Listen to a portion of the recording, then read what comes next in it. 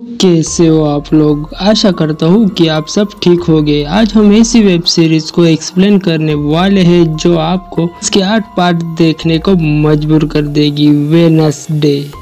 यह web series Netflix पर release हुई है और IMDb रेटिंग की बात करें तो 8.1 है। इसमें हॉरर मिस्ट्री देखने मिलेगी। आज हम Wednesday Adam episode number 3 explain करने वाले हैं। अगर आपने इस सीरीज के एपिसोड 1 और 2 अब तक नहीं देखा तो आपको कुछ समझ में नहीं आएगा, और जिन्होंने एपिसोड 1, 2 देखा है उन्हें शुक्रिया। तो चलते हैं कहानी की ओर। अब तक आपने देखा कि वेडनेसडे अपनी हरकतों की वजह से उसके मम्मी पापा उसे नेवरमोर एकेडमी में एडमिशन करवाते हैं, क्योंकि वेडनेसडे के पास कुछ शक्तियाँ है जिसका सही इस्तेमाल वह नहीं जानती। और 400 साल पहले उसके साथ या उसके पूर्वजों के साथ जो हुआ है उसकी पहेली वह सुलझा रही है। लास्ट सीन में वेडनेसडे एक पुराने लाइब्रेरी में वह किताब ढूंढने आती है और उसे कोई किडनैप कर लेता है। अब आगे जब वेडनेसडे की आंखें खुलती है तो उसके सामने कुछ लोग अजीब कपड़ों में और मास्क पहने दिखते हैं जो सीक्रेट सोसाइटी के मेंबर होते हैं, पर वेडनेसडे उन्हें पहचान लेती है जो उसके ही दोस्त होते हैं। वो सब वेडनेसडे को ऑफर करते हैं कि तुम हमारे नाइटशेड ग्रुप में शामिल हो जाओ, तो वेडनेसडे मना कर देती है और वहाँ से चली जाती है। अब तक वेडनेसडे जिस किताब के पीछे पड़ी थी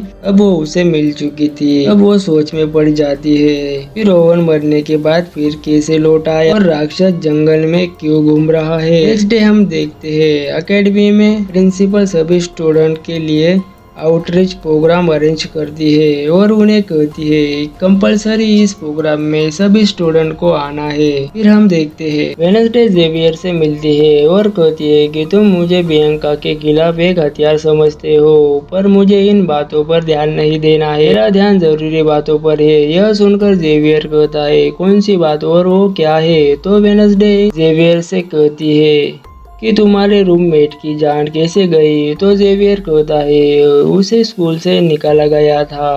तो वेडनेसडे कहती है क्या तुमने अब तक उसे बात की है। तो जेवियर कहता है मैंने फोन किया था पर उसने फोन उठाया नहीं। और वेडनेसडे जेवियर को वह किताब दिखाती है और उसे पूछती है कि तुमने यह किताब देखी नहीं है। तो जेवियर हाँ कहता है कि कुछ दिन पहले मैंने रोवन के डेस्क पर यह देखी थी, मुझे लगा उसने चुराई होगी। मैंने पूछा तो वह गुस्से से पागल हो गया। और वेडनेसडे कहती है उसने शक्ति की मदद से तुम्हें दीवार पर फेंक दिया। तो जेवियर कहता है और ये बात तुम कैसे जानती हो।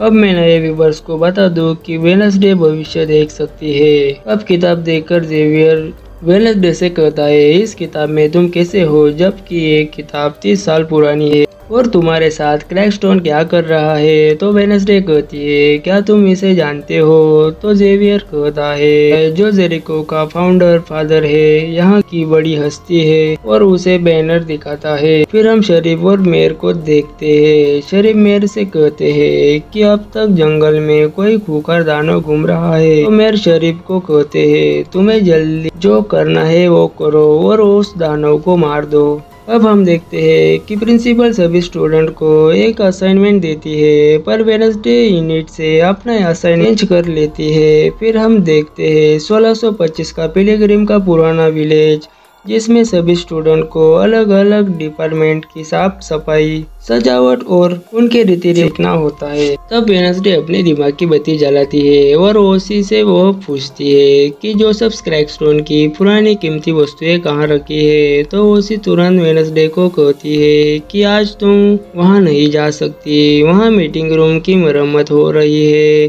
अब हमें लगता है कि ओसी कुछ छुपा रही है। सभी को चकमा देकर वेडनेसडे क्रैकस्टोन की मीटिंग रूम में आती है, जहां उसे अपनी जिंदगी से जुड़े सवाल और जवाब ढूंढने थे। क्रैकस्टोन का पास्ट में वेडनेसडे से क्या संबंध था जो उस किताब में उसके साथ है। तब उसे वहां एक पेंटिंग दिखती है जिसमें सेम वेडनेसडे की तरह एक लड़की है, हाथ में वही किताब है। यह देखकर उसका ख्याल सच में बदल रहा था कि यह लड़की मुझसे क्रैकस्टोन की गुफा के पास मिली थी। तब उसे एक किताब दिखती है जिसका नाम कोडेक्स अब्राहम था। जब वो किताब देखना शुरू करती है तो वह देखती है वह नकली होती है, उसके बीच के सभी पन्ने कोरे होते हैं। तब वहाँ ओसी आ जाती है और वेडनेसडे ओसी से पूछती है असली किताब कहाँ है। तो ओसी कहती है कि वह पिछले महीने किसी ने चुरा ली थी। और वेडनेसडे अब पूछती है मीटिंग रूम पेंटिंग में है,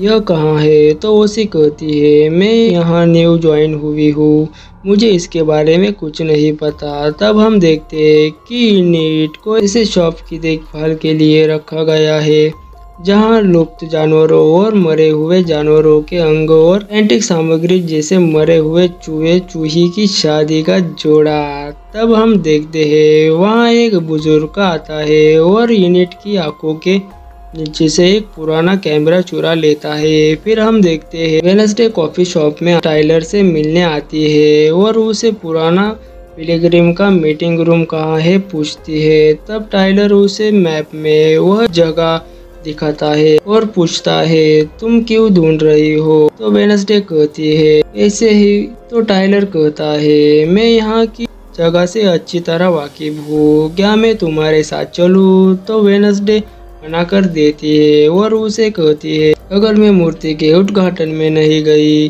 तो प्रिंसिपल बीम्स मेरे टुकड़े करके कुत्तों को खिला देगी। और शुक्रिया कह के वहाँ से चली जाती है। फिर हम देखते हैं वेडनेसडे मैप की मदद से आखिरकार उस जगह आती है फिंगर को लेके जहाँ पुराना मीटिंग रूम था। तब फिंगर वेडनेसडे से कहता है तुम छू कर पता करो। तो वेडनेसडे ट्राई करती है तो एक दरवाजे को छूते ही वह उस जगह आ जाती है। वहाँ जोसेफ क्रैकस्टोन पावरफुल और अपने झूठे अनुयायियों के साथ मिलकर अपने मतलब के लिए कुछ गरीब लोगों की जमीन पर कब्जा करना चाहता है और उन गरीबों लोगों को समझ के लायक नहीं समझता और ये लोग शैतान के पुजारी है, ऐसी जोसेफ क्रैकस्टोन की सोच थी। यह सब वेडनेसडे देखती है। तब जोसेफ क्रैकस्टोन उन लोगों को एक पुराने मीटिंग रूम में जंजीरों से बांधकर रखता है और सबको जिंदा जलाता है, पर गुडी एडम वहाँ से भाग जाती है। यह सब वेडनेसडे अपने आंखों से देखती है और वेडनेसडे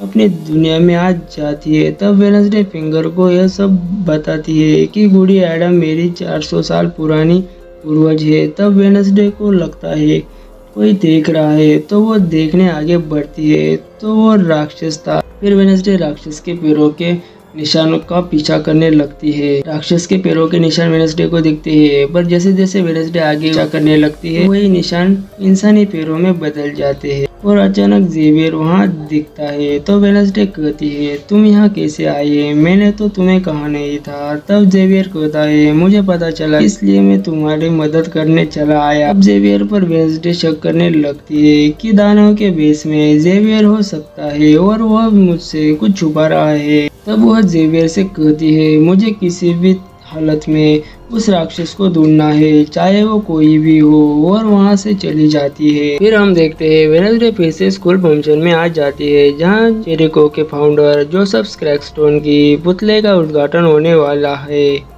तब वेडनेसडे फिंगर को इशारा करती है। अब हमें यहाँ लगता है कि कुछ तो शरारत वेडनेसडे करने वाली है और फिंगर वेडनेसडे की मदद कर रहा है। फिंगर चुपके से लोगों के पैरों के नीचे से जाता दिखता है और एक चिंगारी जलाता है और शुरुआत में सबको लगता है यह आतिशबाजी हो रही है, पर असल में वह क्रैकस्टोन के पुतले में आग लगाने जा रही थी। पर यह किसी को पता नहीं चलता और पुतला जल जाता है और सब इधर उधर भागने लगते हैं। तब प्रिंसिपल को लगता है यह वेडनेसडे ने किया है और वेडनेसडे प्रिंसिपल से कहती है मेरे हाथ साफ है, मैंने कुछ नहीं किया।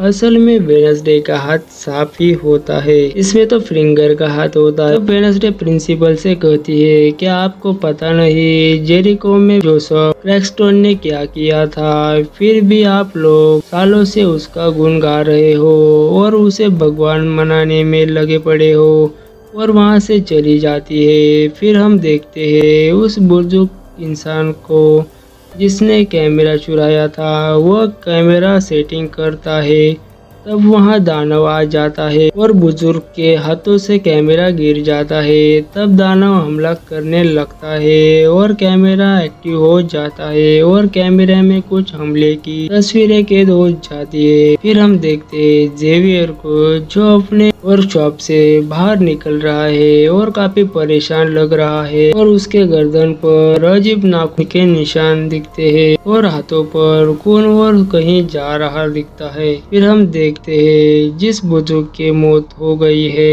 वहाँ शरीफ को कैमरा मिलता है जिसमें उस दानव का चेहरा कैच हो गया है और यहाँ हमारा वेडनेसडे एडम का एपिसोड नंबर 3 खत्म हो जाता है। अगर आपने अब तक सब्सक्राइब नहीं किया तो क्या कर रहे हो दोस्तों, जल्दी सब्सक्राइब करो और बेल आइकन को प्रेस करो ताकि 4th एपिसोड का आपको नोटिफिकेशन मिले। तो जल्दी मुलाकात होगी, तब तक के लिए गुड बाय।